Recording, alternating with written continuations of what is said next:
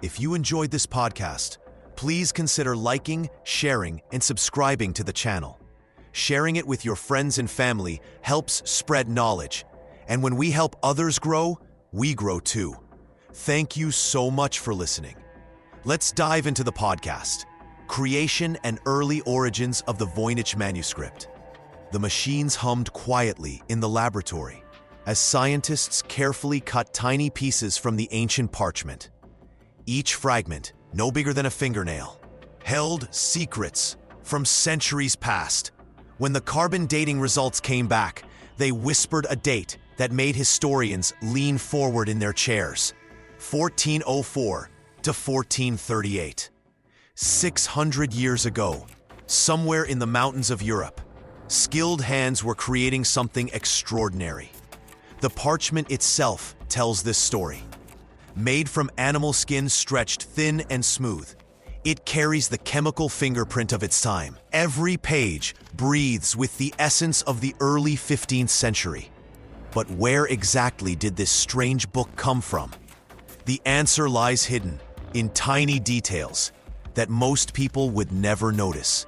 Look closely at the drawings, and you'll see a castle with peculiar teeth along its walls. These aren't ordinary castle walls.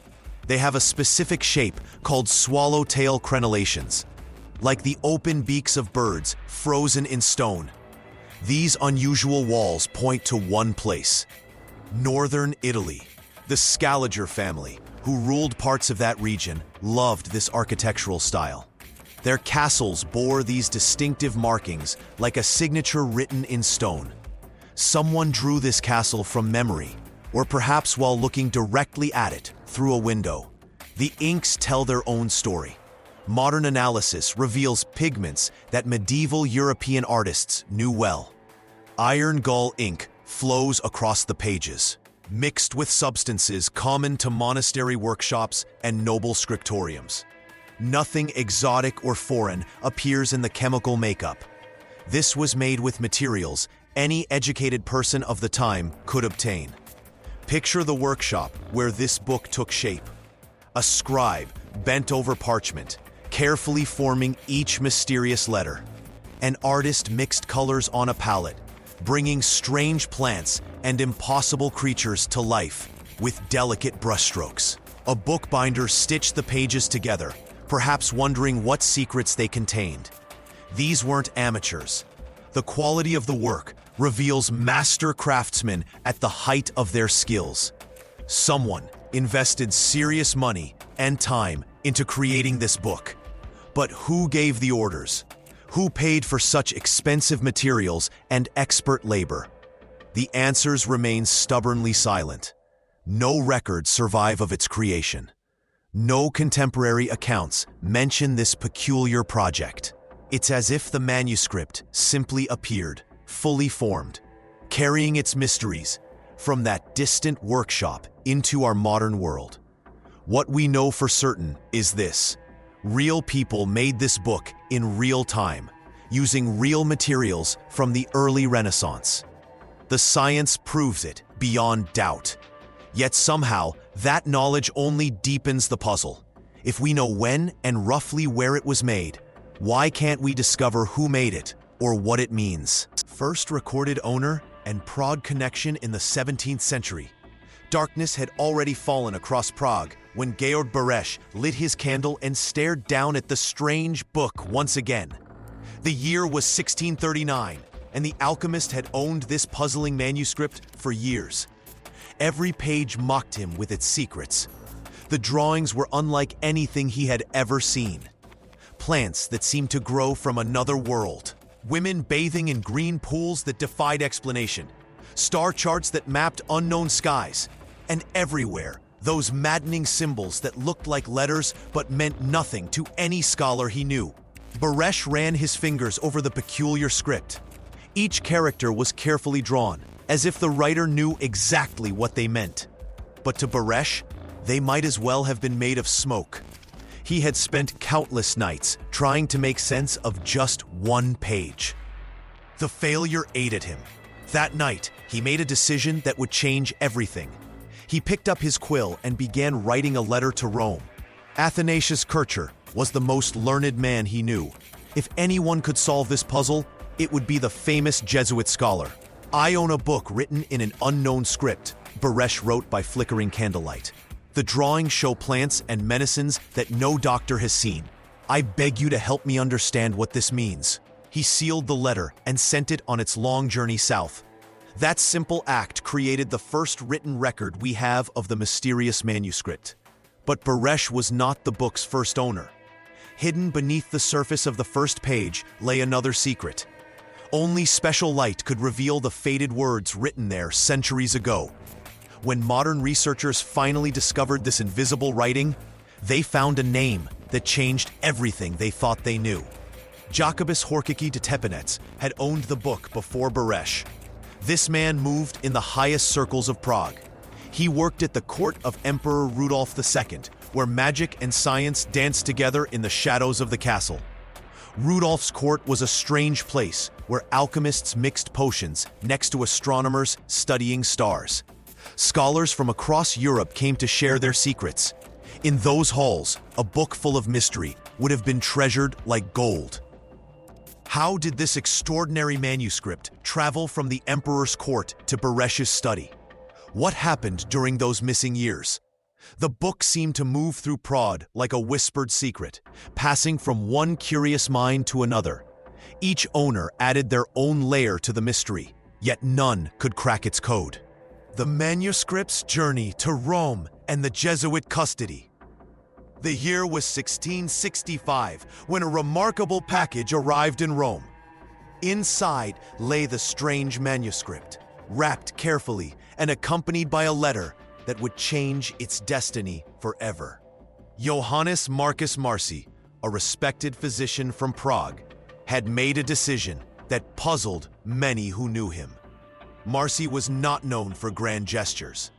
He spent his days treating patients and studying at the university. But this book had haunted him for years, its pages filled with symbols that looked like writing but meant nothing to anyone who tried to read them.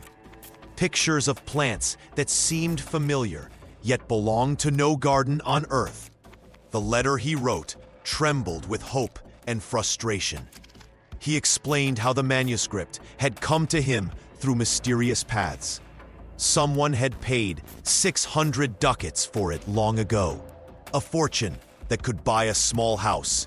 Yet here it sat, silent as stone, keeping its secrets locked away. Marci knew of only one man who might solve this puzzle. Athanasius Kircher lived in Rome and had spent years breaking the codes of ancient Egypt.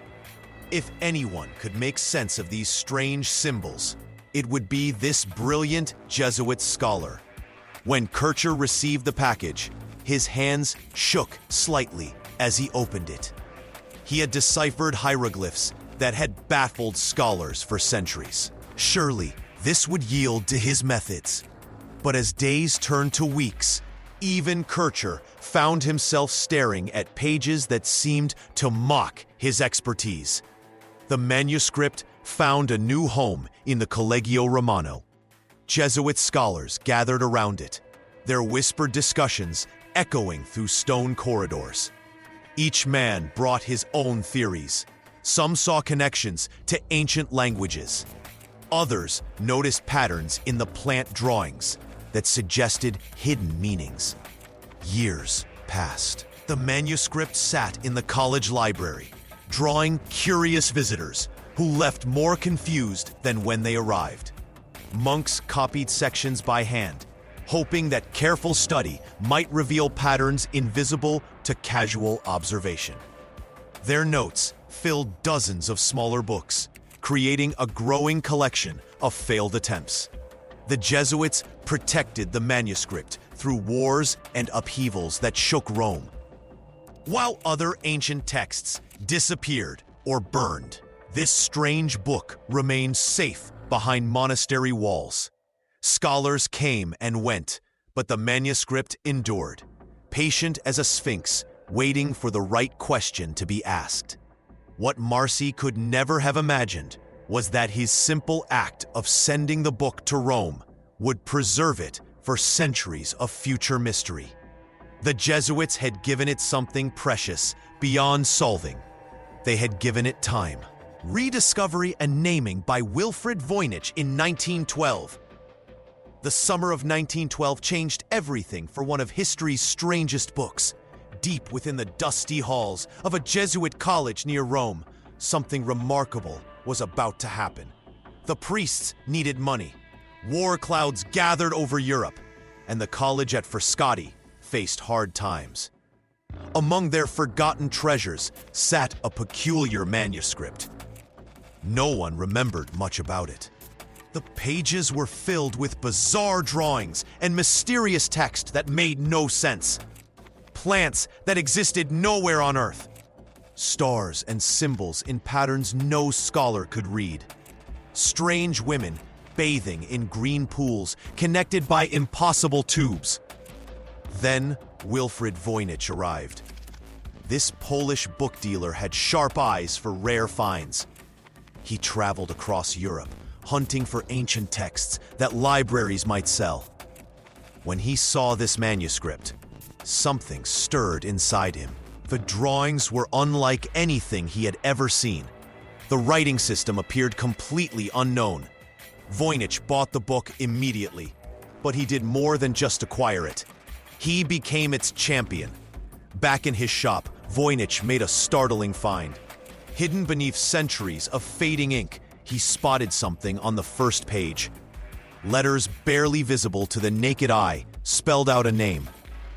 Chemical treatments revealed more. The signature belonged to Jacobus Decipherment, a man who once served the powerful Emperor Rudolf II. This discovery sent chills through Voynich. Rudolf's court was famous for its obsession with alchemy and magic. Scholars whispered that the emperor believed this very manuscript held secrets of turning lead into gold, ancient formulas for eternal life, knowledge too dangerous for ordinary minds. Voynich knew he had found something extraordinary. He photographed every page. He sent copies to the world's best codebreakers and scholars. He wrote letters to universities and museums. He gave lectures about his amazing discovery. The book dealer's passion was infectious. Soon, experts from around the globe were staring at these impossible pages. They tried everything to crack the code: mathematical analysis, pattern recognition, linguistic comparison. Nothing worked. Some criticized Voynich's chemical treatments. They worried he might damage the ancient parchment, but his work revealed details that might have stayed hidden forever. Faded words became visible. Hidden layers of text emerged from shadows. The manuscript that had slept in darkness for centuries suddenly blazed into the spotlight. Newspapers wrote stories about the mystery book. Scientists debated its origins. The strange text that had once meant nothing to anyone now carried Voynich's name into history. What had he really found? The question haunted everyone who saw those peculiar pages. Modern scientific analysis and attempts at decipherment. The year 2009 brought something that scholars had waited decades to hear. Scientists at the University of Arizona took tiny samples from the mysterious manuscript's pages. They used a machine that could tell them exactly when the animal that gave its skin for the parchment had lived. The results sent whispers through libraries and research halls around the world. The parchment dated to between 1404 and 1438. This was not some clever modern fake or Renaissance curiosity. The manuscript was genuinely medieval, created when knights still rode through European countryside and printing presses were just being invented. But knowing when the book was made only deepened the puzzle. Chemical tests on the inks showed they matched what medieval scribes would have used. The pigments came from plants and minerals available in 15th century Europe. Every scientific test confirmed the manuscript belonged to its time period. Yet no one from that era had ever written anything quite like this. The strange script that filled every page became known as Voynichese among researchers. It looked like no alphabet anyone had ever seen. The letters curved and looped in ways that seemed almost familiar, yet remained completely foreign. Words appeared to follow patterns, but patterns that made no sense in any known language. Codebreakers who had cracked enemy secrets during world wars tried their skills on these pages. They found something that looked like a language, but behaved like a code. Or perhaps it was a code that pretended to be a language. The mystery deepened with every attempt. Computer scientists fed the text into powerful machines. They used the same tools that help translate between modern languages. The machines found patterns in the letter combinations, frequencies that matched natural speech. This suggested real language, not random symbols, but they could not tell what that language might be. Each new technology brought fresh hope. Artificial intelligence systems trained on hundreds of languages examined every symbol. They compared the text to dead languages and living ones, to known codes and mathematical sequences. Still, the manuscript kept its secrets. The strangest part remained how natural Voynichese appeared. Real languages have certain fingerprints in how often letters appear together, how word lengths vary, how sentences flow. The manuscript showed all these signs, yet it refused to become readable. Cryptographers began to wonder if they faced something entirely new. Perhaps the manuscript represented a type of writing system that no longer existed anywhere else in the world. Or maybe its creator had invented something so clever that modern minds could not grasp the key. The manuscript's modern custodianship and ongoing research. The ancient pages arrived at Yale University in 1969, carrying centuries of whispered secrets. Something changed that day at the Voynich Rare Book Library. The manuscript finally had found a true home. Picture walking through marble halls, where the rarest books on Earth rest in perfect silence. Here, behind climate-controlled glass, the Voynich Manuscript began its new life. The library staff knew they held something special. They could feel it in the strange symbols that danced across each page. Professional hands started working right away. The pages were fragile, like old butterfly wings. Some corners had cracked. Others showed brown spots from age. Each sheet needed careful treatment to survive another 100 years. Then came the breakthrough moment. The library decided to share this mystery with the world through digital magic. Computer scanners captured every tiny detail. Each symbol, each faded ink mark, each mysterious plant drawing became crystal clear online. Suddenly, anyone with internet could examine pages that kings and scholars had puzzled over for generations. Scientists around the globe began working together in ways never possible before. A botanist in Japan could study the plant drawings, while a linguist in Germany examined the text. Computer experts fed the symbols into artificial intelligence programs, hoping machines might spot patterns human eyes missed.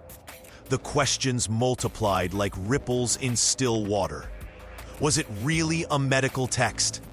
Could those star charts hold astronomical secrets? Were the strange women in pools some kind of ancient spa guide? Each new team brought fresh ideas. Historians searched for similar manuscripts in dusty archives. Cryptographers ran the symbols through every code-breaking method known. Even artists studied the painting techniques, looking for clues about when and where someone created this puzzle. The manuscript sat safely in its new home, while storms of research swirled around it. Temperature never varied. Humidity stayed perfect. Light levels remained dim to protect the ancient ink. Years passed. The digital images grew sharper. More researchers joined the hunt. The manuscript became famous online, inspiring documentaries, books, and endless forum discussions. Yet after all this modern attention, the mystery stayed locked tight. Every answer led to 3 new questions, every theory crumbled under closer study. The Voynich Library continues its quiet watch. Conservators check on their mysterious guest regularly. Scientists still submit research proposals, hoping to be the one who finally cracks the code. The manuscript waits patiently, as it has for centuries. Its secrets remain hidden, challenging each new generation to try their luck at solving history's most beautiful puzzle. Diverse theories and lingering mysteries. The experts have tried everything. They have studied each page with powerful computers. They have counted every strange symbol. They have measured the ink and tested the paper. Still, the Voynich Manuscript keeps its secrets locked away. Some scholars believe a medieval doctor wrote it. They point to the plant drawings and think it might be an old medicine book. The strange women in the pools could show how healing baths worked long ago. This makes sense to many people who study old medical texts. Others whisper about alchemists. These were the scientists of the past who tried to turn metal into gold. They wrote in secret codes to hide their work from the church. The weird symbols could be their way of keeping recipes safe from prying eyes. A few researchers think it came from the court of Emperor Rudolph II. This ruler loved mysteries and strange books. He collected anything that seemed magical or impossible to understand. Rich nobles would pay fortunes for books like this one. But here is where things get really strange. Some experts now wonder if the whole thing is fake. They think someone created it as a trick to fool collectors. The patterns in the text look too perfect, too planned. Real languages have more randomness, they say. Carbon dating tells us the paper is about 600 years old. The ink matches what people used back then. But this only proves when it was made, not why someone made it. A clever faker could have used old materials. The manuscript has disappeared for long periods. Whole sections might be missing. Pages could have been torn out or lost. What secrets went with them? We may never know what clues vanished into history. Modern computers find patterns that human eyes cannot see. They detect hidden structures in the text. But these patterns only make the mystery deeper. They suggest the writing follows rules, but no one can figure out what those rules mean. The strange symbols appear in the right places. They cluster like real words do. They repeat in ways that feel natural. Yet they refuse to reveal their meaning to anyone who tries to read them. Scientists keep working on this puzzle. They use new tools and fresh ideas, but each discovery leads to more questions. The manuscript seems to mock every attempt to solve it. Perhaps that was always the point. Maybe the creator wanted to leave behind something that would puzzle people forever. If so, they succeeded completely.